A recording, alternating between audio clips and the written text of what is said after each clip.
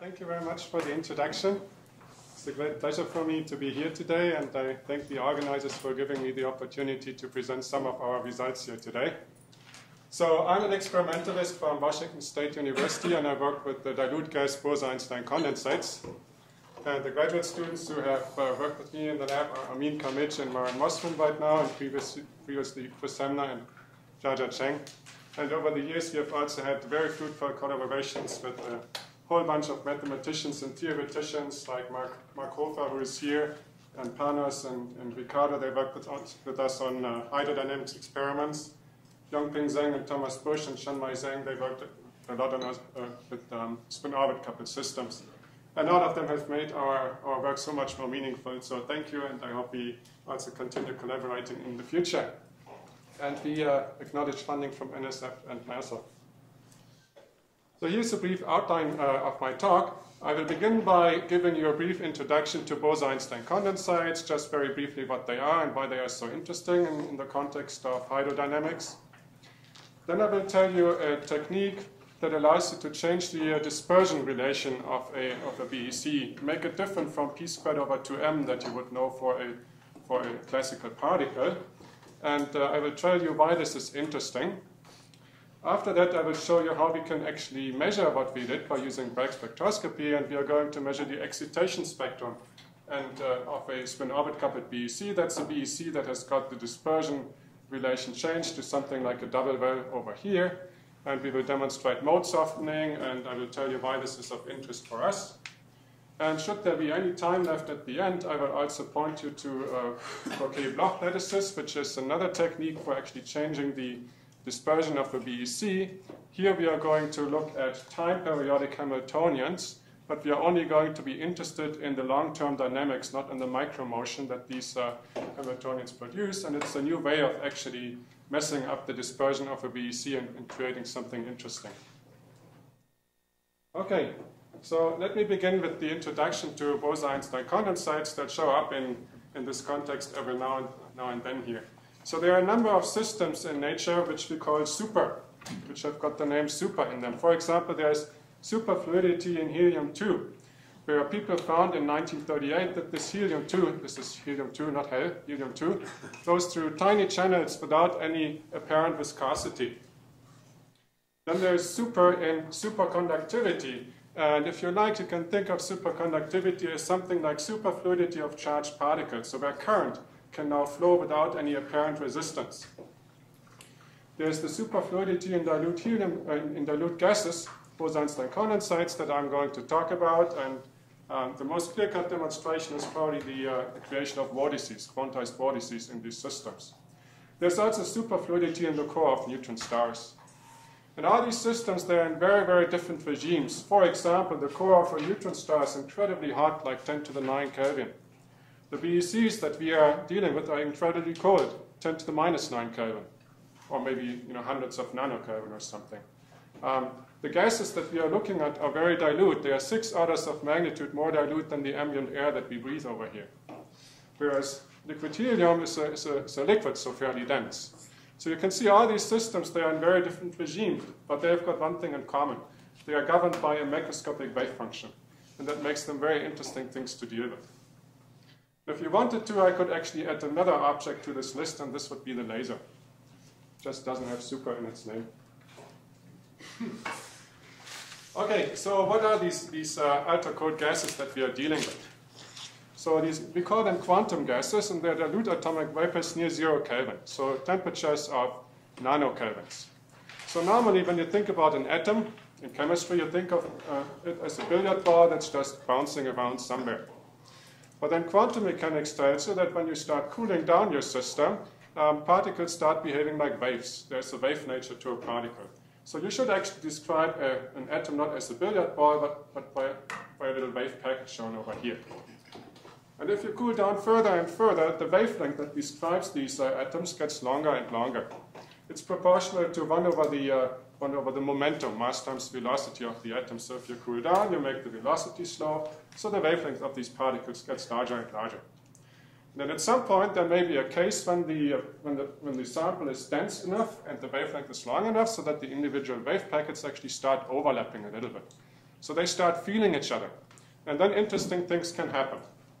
If you've got a certain type of atom, which we call bosons, then all these atoms can start to form one big matter wave, where you've got now like a million atoms just occupying one macroscopic matter wave. This is what we would call the Bose-Einstein condensate. And the colder you make your sample, the more of the atoms actually join the Bose-Einstein condensate. This is when you have got particles, which we call bosons. But we divide our particles into two classes. They are not only bosons, they are also fermions. Fermions are different. Fermions cannot be all in the same quantum state, but each fermion can only occupy one quantum state per fermion. So in my talk, I'm going to talk about the bosons over here. In Luca's talk, when he's talking about the unitary Fermi gas, he has got something that has to do with fermions. Whether or not an atom is a boson or a fermion depends on what nature is giving you, in a way. So for example, if you've got an electron has got a spin 1/2. A spin is an internal property of this thing that you can't change. You can change spin orientation, but not the magnitude. If you've got a particle with a half integer spin, like an electron, this is a fermion. You can't do anything about it. But now take a fermion, like an electron, and combine it with a proton, which is also a fermion. They together form a hydrogen atom. So now I've got two constituents with spin 1/2, which means that the hydrogen atom has got integer spin. So the hydrogen atom acting as a whole is a boson. So you could, in principle, both condense those. So that's the story for the bosons. And the on essentially means that something behaves like a particle. Bosons are named after Bose, the guy from Bose-Einstein condensation. Fermions are named after Fermi, Enrico Fermi. The ons means particle. So we've got bosons, fermions, or in condensed matter you speak about excitons, polarons, plasmons, phonons, polaritons, all these things. So the story for the fermions is a little bit trickier. You know, if you've got one fermion, it cannot interact with itself, not at these temperatures. But you can have two different species of fermions. And you can make two different species of fermions interact with each other. Like, assume you introduce an attractive interaction.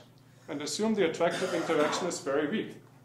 Then imagine a fermion over here is loosely correlated to a fermion over here. It's kind of like as if you're on a dance floor and you see your dance partner somewhere at the back of the room, but you still move together. This is just a very loose correlation, but it may already be enough to make the system superfluid. This is the theory of BCS, which would describe conventional superconductors. However, if you make the interaction between the particles stronger and stronger, they get closer and closer, and at some point you form a real pair and dance with your partner. In this context, this would mean that you actually start forming molecules. And then the molecules out of two fermions can be bosons, so they can both condense. So the interesting thing about the alter-cooled gases is that you can continuously tune from loosely correlated pairs that behave like fermions to tightly bound molecules that do Bose-Einstein condensation. And the unitary Fermi gas that Luca is going to talk about is sitting right in the middle, between having these loosely correlated pairs and the fermions, and the molecules that would behave like bosons. But for my talk, I'm just going to focus on the bosons over here. I just thought I'd point this out so that we can put things into perspective. Okay, so these Bose-Einstein condensates, they are a very nice testbed for superfluid dynamics.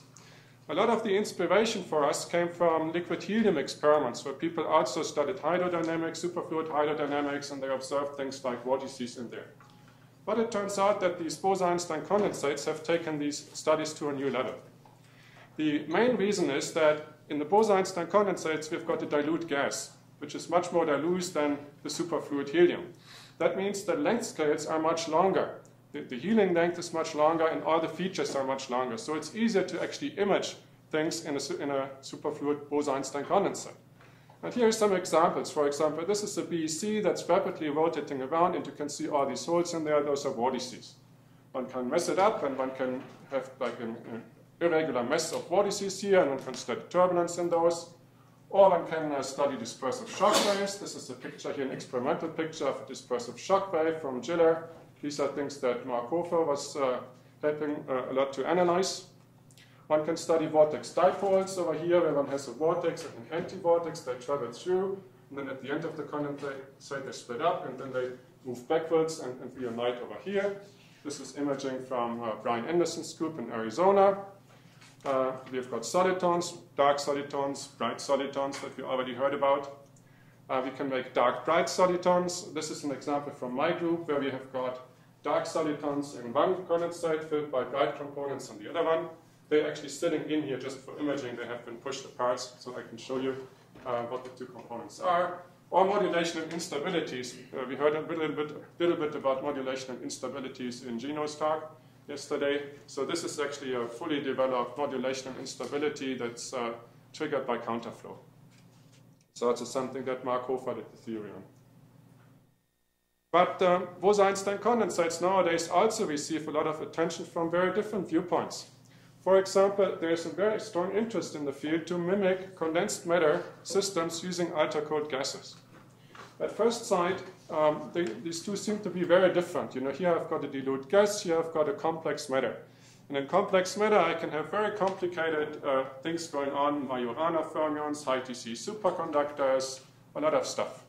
So, but there's an intimate relation between the two. We can take our ultra-cold atoms and we can confine them in periodic potentials that are called optical lattices to make artificial crystals. So we can make something that mimics condensed matter by using the ultra-cold atoms. Likewise, people in condensed matter like to maybe chop down their condensed matter and cut out little pieces and then fill them with electrons, and in this way create artificial atoms. So they've even made their little periodic table of artificial atoms over here. So there's an intimate relation between the two. So now you may wonder, if I want to study condensed matter, why use ultra-cold atoms? Why not study condensed matter directly? The reason is that with the ultra-cold atoms, we know what we are doing, in the sense that we can engineer a Hamiltonian of which we know what it is, and then see what are the consequences of this Hamiltonian. Whereas if you are given a chunk of condensed matter, you may often have to wonder what are the effects that actually contribute to my phenomenon right now. So we can engineer simple Hamiltonians to mimic the more complex ones in condensed matter. And what helps us is that the Bose-Einstein condensate allows us to apply a lot of atomic physics tricks. So the Bose-Einstein condensate is actually described by a nonlinear Schrödinger equation, which is often called GP equation, or Gauss-Pitajewski equation. So we've got the kinetic term over here, potential term, and an interaction term, where the interaction depends on the local density. So the denser the cloud is somewhere, the more interaction energy you have in there, and so you get a nonlinearity that has psi squared psi over here. And all these terms are very well controlled in an experiment. So for example, the interactions, we actually have got a knob where we can change it. We can make the interactions between the atoms attractive or repulsive or vanish, whatever. This is using a trick called Feshbach resonances. The potential we can design almost at will, by using optical potentials like optical lattices to make crystal-like structures. Now what I want to talk about today is changing the dispersion term over here, which relates to the kinetic energy. So why is this interesting? Well, if you think back to electromagnetism, then in electromagnetism you couple a particle to an electromagnetic field by a concept called a canonical momentum. So what you write is a Hamiltonian that's not p squared over 2m, but p minus q a squared over 2m, where this a is the vector potential that describes the electromagnetic field. And then the electric field and the magnetic field are related to this potential A. For example, B is the curl of A, and E depends on the time derivative of A.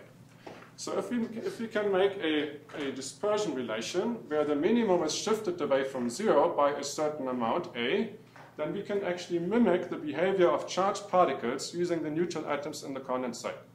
And since the electron gases in condensed matter are, of course, charged, electrons are charged, this is an important ingredient for people who want to probe condensed matter using ultra-cold atoms.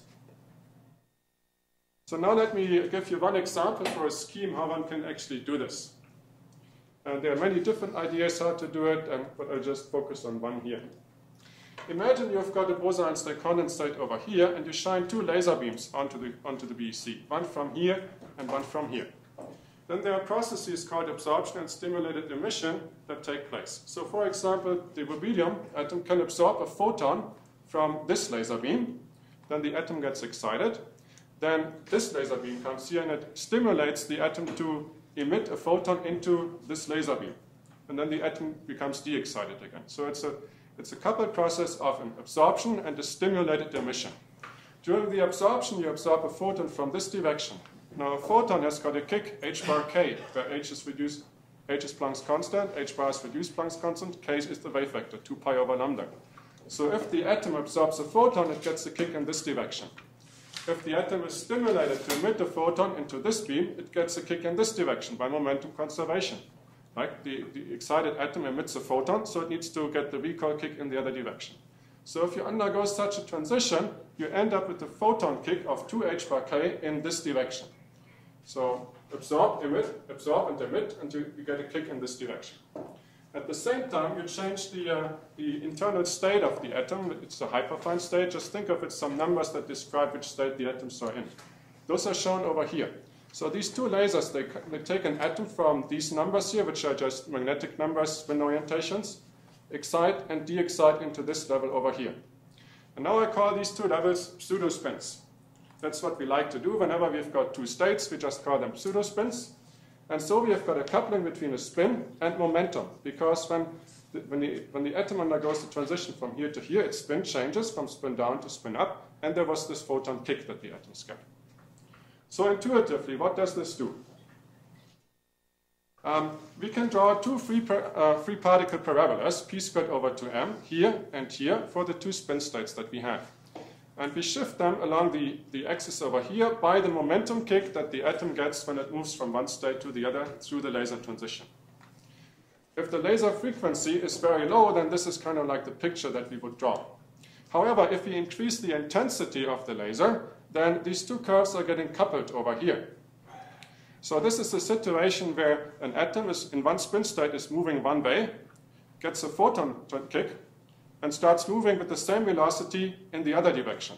So the energy of these two particles are the same.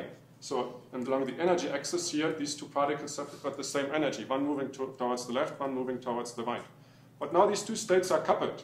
And whenever you get a coupling, you get an avoided crossing. So there's a gap opening up here, it's a band gap.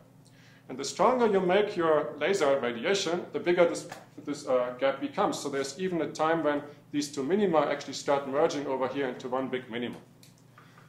If we drive the laser transition a little bit off resonant, so if we don't go from this level exactly to this level, but maybe a little bit too far or not far enough, then we can also tilt this dispersion relation. So we can make dispersion relations that look like a tilted double well like this, or a tilted double well like this, and I've got the lower and the upper band over here. So how do we see this mathematically? Well, you would just write down a Hamiltonian in your basis of the two states. And you've got the kinetic energy, p squared over 2m for each particle. And in the off-diagonal terms, you've got the coupling between one state and the other state. So the coupling has got a coupling strength omega, but the little twist in the story was that you also get the momentum kick when you go from one state to the other. So in the coupling here, you've got exponentials e to the I 2k rz. This is rz, the Raman momentum. It's different from this here. This is the momentum that the particles have. So this is just the amount of momentum kick that the atoms get when they go from one state to the other. Then you apply a unitary transformation to put this nasty stuff here into the basis vector. You introduce Pauli matrices, and you juggle things around a little bit, and you end up with something that has got a term here, a Hamiltonian of k times sigma. So k is the motion of the particles, sigma is the momentum, is the spin. And this is something that makes condensed matter people really excited, because this type of coupling, which they call spin-orbit coupling, shows up in condensed matter everywhere. It's very important for topological insulators and spin-orbit qubits and whatever. So whenever you've got a coupling between a spin and a momentum, that makes people very excited. So in the interest of time, I'll jump over this. This is the environment in which you actually would do these experiments. So the ultra-cold gases are held in a magnetic trap over here. All these orange coils are strong magnets, and there's a little glass set in there, and then you cool down your gas to nanokelvin temperatures, and you just shine a laser through it to take absorption images. So this scheme seems to be fairly trivial. You just have a coupling between a momentum and a spin. But what can you actually do with it in the context of Bose-Einstein condensates? It turns out that even though this idea is fairly simple, there's a lot of stuff that you can apply it to. And I'm just showing you some of the topics that we have pursued at WSU. You know, we are not the only ones doing this. There's a handful of groups doing it.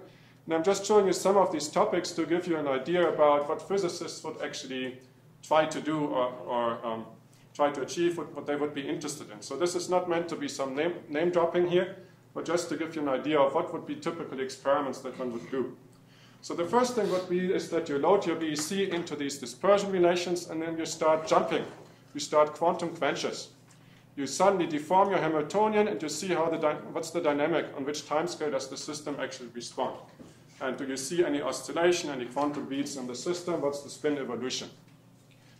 Then you look around in nature and see, do I see other systems that behave similarly? And you will find that the Dirac equation, which describes a relativistic particle, also has got spin-orbit coupling in it. In the Dirac equation, there's a term that is sigma times p in it. So here we can actually make analogs of the Dirac equation. We can find phenomena that the Dirac equation would predict for relativistic particles, but that may not be visible, and we can simulate these things in the lab. Then the Dicke-type phase transition. I've shown you there's a point where the spin-orbit dispersion has got a double well, but then for some coupling strength merges into a single well. This is a phase transition that is very interesting, and that's known in quantum optics as the Dicke-type phase transition, where you have got a bunch of atoms sitting in a cavity, and the atoms are collectively interacting with the photon field. So our system maps onto this one, so we can study Dicke-type phase transition physics. Then another example, we have seen that the spin-orbit coupling, the Raman dressing scheme, messes up the dispersion. So instead of having a p squared over 2m, I now get the double well. We know another thing that actually messes up the dispersion as well, that's optical lattices. So then the question is, what happens if you've got both of them at the same time? What happens if you've got a lattice system and introduce spin-orbit coupling? So we've analyzed this one. The thing that I'm going to talk about in the remaining few minutes is going to be collective excitation spectrums and photon mode softening. Possible future directions. It would be interesting to think about what's the consequences of quantum hydrodynamics with spin-orbit coupling, for example, for solitons. I know there are already some first papers out that look at this, but also, for example, in the context of this conference for shock waves. And I'm not aware of any work that has actually looked into the consequences for shock waves in this game. So then let me talk a little bit about Bragg spectroscopy and showing you how we can measure this in the excitation spectrum and mode softening, and why mode softening is interesting. So let's go back to a system that does not have spin-orbit coupling. Everything I talked about so far is single particle dynamics, single particle dispersion. So for a free particle, it would be p squared over 2m. But in a BEC, you've got particles that are all interacting with each other, and that changes things. So for example, you get a stiffened spectrum down here, which you call phonons, and then it follows essentially the free particle parabola up here. And you get this using Ogilvy-de Gennes relations, and it's a little bit along the lines of what Gino has shown you yesterday too, when he developed excitations for the modulation and instability. So then we see the spectrum actually stiffens up here, and we get phonons in the system. How can we measure this? Well, we prepare the BEC down here, and we shine in lasers that try to drive these transitions here. So we've got two lasers, one tries to excite up, and the next one excites down. If there's no state over here, no atoms will be transferred. But if you hit the dispersion relation over here, the lasers transfer atoms from here to here. The lasers are arranged such that the atoms also get a little kick. So then we can actually look at the image, and here we've got a BEC, and here we've got atoms that were scattered out of the BEC by the transition, when the transition was actually hitting this curve. So in this way we can precisely say what's the value of the energy here for this particular momentum. And then we get curves that look like this here. This one is taken in trap, where the atoms were strongly interacting, so we've got phonons and all this.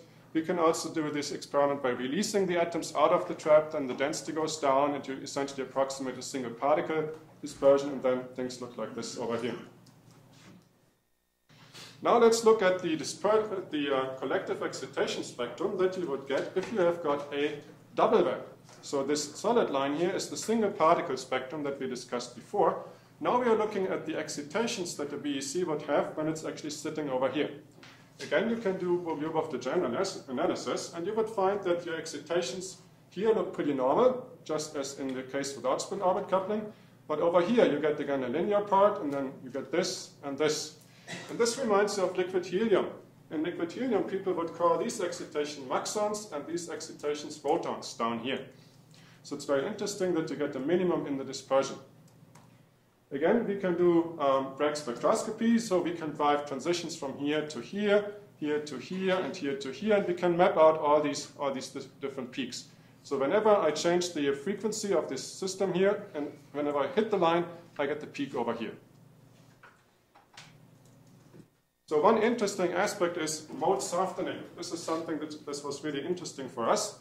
Imagine you're looking at the Wotan mode over here, this guy beta over here, and you change the Raman coupling parameters. Can you lower this Wotan mode all the way to the bottom down here?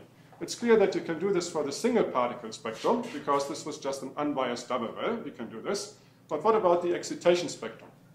Well, here we are trying to do this. This is the peak beta. This beta here essentially shows you the height of the minimum from zero energy. And this here is Raman detuning. It's one of the parameters in the laser system that we can actually tune in order to push this minimum down here. And you can see, yeah, it does get pushed down, but unfortunately at this point it doesn't hit zero. So this is a zoomed in value here with some numerics we got from Yongping Zhang. You see, we don't reach zero. This is kind of unfortunate, because if it did reach zero, something interesting would happen. You would create a super solid. So here is numerics for different interaction parameters. They show you that for these sets of parameters, this is interaction between particles of one type, particles of the other type, and interparticle interactions. So if you choose your system correctly, you can push it down to zero. Why would you expect interesting things to happen? Because at this point you would have a degeneracy. You've got particles here and particles here. You've got two degenerate minima. And you can imagine that if you've got a stationary BC and a BC with a quasi-momentum, and you interfere them, you get a density modulation. This is like a wave over here. This is zero, constant. So you get a density modulation. And this is what we would call a supersolid. A supersolid is essentially a superfluid with some spontaneously broken spatial symmetry. So you've got some modulation in there that comes out of the system itself. It's not like you put a superfluid into an optical lattice. That doesn't count, because there you impose the spatial, the broken symmetry externally. But in the context of this talk, maybe we can also see what would be other consequences for hydrodynamics that come out of this. Well, first of all, what about the speed of sound? The speed of sound is given by the slopes that we have down here. Turns out to be fairly symmetric for both sides. Left and right gives you about the same speed of sound. What about critical flow for superfluidity? Well, here we would have to look at the Landau criterion, delta E over delta P, and then the minimum. And you would see that on the left-hand side, it's the speed of sound, which is delta E over delta P, that gives you the minimum over here. But on the other side, it's the Wotan minimum over here. That actually determines your critical velocity. So if you have got a speckle pattern that you move in one way, you can expect to lose superfluidity here faster than over here for a different velocity. That's actually experiments that were done by Chen Chin's group in Chicago. What else can you think of? Well, you can take a barrier and actually sweep it through the cloud. And we have done some of these experiments, not in all detail, but we've seen the main effect, which is if you've got a Wotan over here and you sweep the barrier in one direction, then you can excite something over here, and you can see it in the spin composition of the particles. If you move backwards, then this just looks like normal. But if you deform your potential so that it doesn't have the Wotan minimum anymore, but it goes like over here, and there's maybe a wiggle and goes up, but no Wotan minimum anymore, you don't see any changes in spin composition between moving left and right. What else? What about consequences for shock waves? And this is an open question that I don't know. So are there any consequences for shock waves if you've got a dispersion relation that looks like this, where moving left and moving right might be different? That could be an open question, an interesting thing to study. Finally, if you ask a guy from the liquid helium community, what's the interesting thing about such a dispersion relation? They might point you to this part over here. So they split their Wotans into R plus and R minus Wotans, where the R minus Wotans are to the left of the Wotan minimum, and the R plus are over here. So what is so peculiar about the R minus Wotan over here?